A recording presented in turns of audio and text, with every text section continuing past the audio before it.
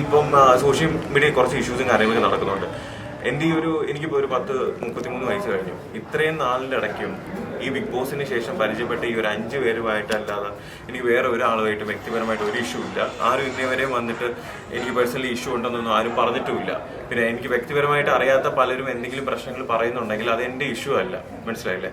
രണ്ടാമത്തേന്ന് വെച്ച് കഴിഞ്ഞാൽ ഈ 5 പേര് അല്ലെങ്കിൽ ഞാൻ ബിഗ് ബോസിൽ ഫെയിമില്ല അല്ലെങ്കിൽ നല്ലൊരു ഫെയിമിൽ നിൽക്കുന്ന ടൈമിലാണ് ഇവർ വന്നിട്ട് ഓരോന്ന് പറയും. ആ ഫെയിം എനിക്ക് ഗ്രാജുവലി കുറയുകയും ചെയ്തത്.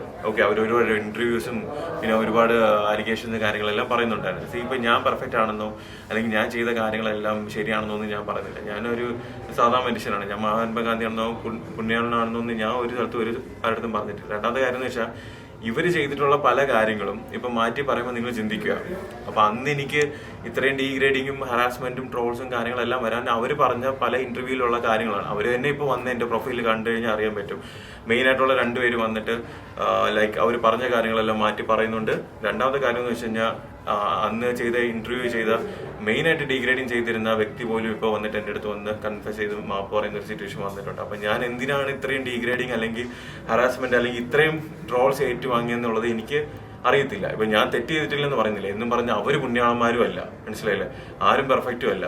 രണ്ടാമത്തെ കാര്യം, ഇപ്പം എൻ്റെ പല വീഡിയോസും ഇപ്പോഴും സോഷ്യൽ മീഡിയ കിടന്ന് കറങ്ങുന്നുണ്ട്. മനസ്സിലായില്ല? ആ ഇന്റർവ്യൂ ചെയ്തും കാര്യങ്ങളെല്ലാം ഇപ്പം അവർ മാറ്റി പറയും. അപ്പം ഞാൻ നിങ്ങളുടെ അടുത്ത് ചോദിക്കുകയാണ്, ഈ സോഷ്യൽ മീഡിയയിൽ ഈ ഇന്റർവ്യൂ ചെയ്ത പല ആൾക്കാരുടെ അടുത്ത് ഞാൻ ചോദിക്കുകയാണ്, നിങ്ങൾ ആ വീഡിയോസ് റിമൂവ് ചെയ്യാൻ അല്ലെങ്കിൽ മാറ്റാൻ വേണ്ടി നിങ്ങൾ റെഡിയാണോ? കാരണം ഇപ്പൊ അവർ തന്നെ അവരുടെ സ്റ്റേറ്റ്മെന്റ്സ് മാറ്റി പറയുന്നുണ്ട്. പിന്നെ എന്തിന്റെ പേരിലാണ് ഇപ്പോഴും എന്നെ ഹറാസ് ചെയ്യാനും ഇൻസൾട്ട് ചെയ്യാനും വേണ്ടി അതിലേക്ക് ഇടുന്നതെന്നുള്ളത് എനിക്കറിയത്തില്ല.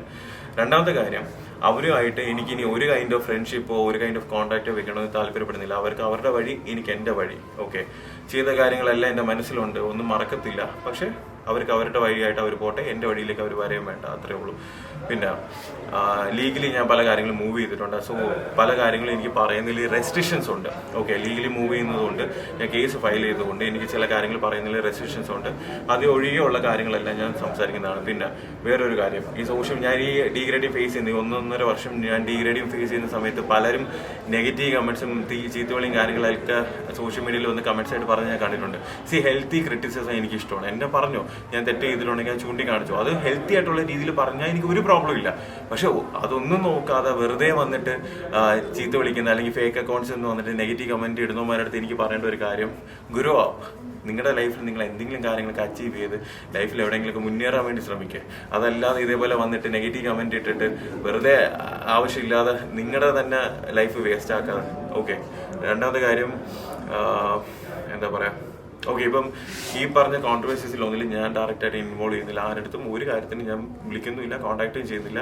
അനാവശ്യമായിട്ട് എൻ്റെ പേര് അനാവശ്യമായിട്ടുള്ള കാര്യത്തിൽ വലിച്ചഴിക്കരുതെന്ന് മാത്രമേ എനിക്ക് പറയാനുള്ളൂ. കാരണം സീസൺ 6 റിലേറ്റഡ് ആയിട്ടുള്ള പല ഇഷ്യൂസിലും എൻ്റെ പേര് ഡ്രാഗ് ചെയ്യുന്നുണ്ട്. ഓക്കെ, അതിലൊന്നും ഞാൻ ഇൻവോൾവ് അല്ല, അത് പ്രത്യേകിച്ച് നോട്ട് ചെയ്തേക്കുക. പിന്നെ ഇത്രയും കാലഘട്ടത്തിൽ ഇത്രയും ഡിഗ്രീനെ ഫേസ് ചെയ്യുമ്പോഴും പലരും സിൻസിയറായിട്ട് എന്നെ ഇഷ്ടപ്പെടുന്നുണ്ടായിരുന്നു, സ്നേഹിക്കുന്നുണ്ടായിരുന്നു.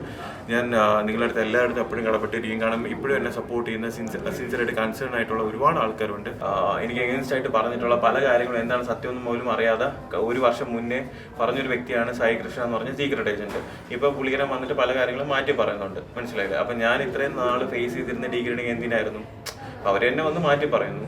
അപ്പൊ ഇങ്ങനെയല്ലല്ലോ ഒരാളിനെ ജഡ്ജ് ചെയ്തിട്ട്. ഇപ്പൊ ഒരു കാര്യം കറക്റ്റായിട്ട് അറിയത്തില്ല എന്നുണ്ടെങ്കിൽ കറക്റ്റായിട്ട് കാര്യങ്ങൾ വ്യക്തമായിട്ട് അറിഞ്ഞ് അത് വെച്ചിട്ട് മാത്രമേ ഒരാളിനെ എന്ത് ചെയ്യാവൂ, ഇട്ട് കൊടുക്കുക. സോഷ്യൽ മീഡിയയിൽ ഫ്രണ്ട് ഇട്ട് കൊടുക്കല്ലേ ചെയ്തത്.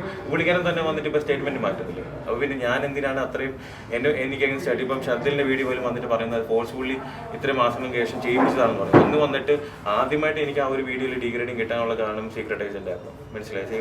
സീക്രട്ട് ഏജന്റ് തന്നെ പറയുന്നുണ്ട്, പുള്ളിക്കാരനെ പറഞ്ഞ് മാനിപ്പുലേറ്റ് ചെയ്തതാണ്. ഈ ഓരോരുത്തരായിട്ട് മാനിപ്പുലേറ്റ് ചെയ്യുമ്പോഴത്തേക്ക് നശിച്ചു പോകുന്നത് എൻ്റെ ലൈഫാണ്. മനസ്സിലായി? എൻ്റെ കരിയറാണ്. ഞാനൊരു ബ്രേക്ക് എടുത്ത് തന്നെ ഈ ഒരു കാര്യങ്ങളെല്ലാം ഏതെങ്കിലും ഒരു ദിവസം സത്യം തിരിച്ചറിയുമെന്ന് എനിക്കറിയായിരുന്നു. അതേപോലെ എന്ത് ചെയ്തു? കാലം തെളിയിച്ചു. 1.5 വർഷം എടുത്തു, അത്ര മാത്രമേ ഉള്ളൂ. മനസ്സിലായില്ല? നിങ്ങളാണെങ്കിലും ഇനി ഓരോ കാര്യങ്ങൾ ഇടുമ്പോഴത്തേക്ക് ശ്രദ്ധിക്കുക.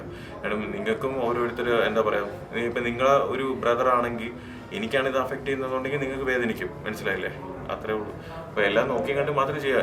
ഇപ്പം ആൾക്കാർക്കെല്ലാം കുറച്ച് കാര്യങ്ങൾ മനസ്സിലായില്ല. അവന്മാരും പുണ്യാളന്മാരല്ല, ഞാനും പുണ്യാളനല്ല. എനിക്കിട്ട് ഇങ്ങോട്ട് തന്നു, ഞാൻ അങ്ങോട്ട് കൊടുത്തു, തിരിച്ചിങ്ങോട്ട് തന്നു, തിരിച്ചിപ്പോൾ വാങ്ങും. അത്രേ ഉള്ളൂ. മനസ്സിലായില്ലേ? ഇപ്പൊ അന്ന് എല്ലാം അവരുടെ ഭാഗമാണ് കംപ്ലീറ്റ്ലി ശരിയെന്ന് പറഞ്ഞിട്ട് എന്നെയാണ് എല്ലാവരും കൂടെ എന്ത് ചെയ്ത അറ്റാക്ക് ചെയ്തത്. ഇപ്പൊ അവരുടെ ഭാഗത്ത് നിങ്ങളിപ്പോൾ അവർ തന്നെ പറയുന്നു അങ്ങനെയാണ് ഇങ്ങനെയാണെന്ന്. അപ്പോൾ നിങ്ങൾ ചിന്തിച്ച് നോക്കുക ഏതാണ് ശരി ഏതാ തെറ്റെന്നുള്ളത്. മനസ്സിലായില്ലേ? ഞാൻ ഈ 5 പേരല്ലാതെ എൻ്റെ ലൈഫിൽ ഇന്നേ വരെ ഒരാളുടെ അടുത്തും ഒരു രീതിയിലുള്ള ഇഷ്യൂസിന് പോയിട്ടില്ല. പക്ഷെ അവരാണെങ്കിലോ തിരിച്ച് വീണ്ടും സെയിം ഇഷ്യൂസ് റിപ്പീറ്റ് ചെയ്തുകൊണ്ടിരിക്കുന്നു. അപ്പോൾ അവരുടെ ഭാഗത്ത് ശരിയുണ്ടോ തെറ്റുണ്ടോ എന്ന് നിങ്ങൾ തന്നെ തീരുമാനിക്കുക. അത്ര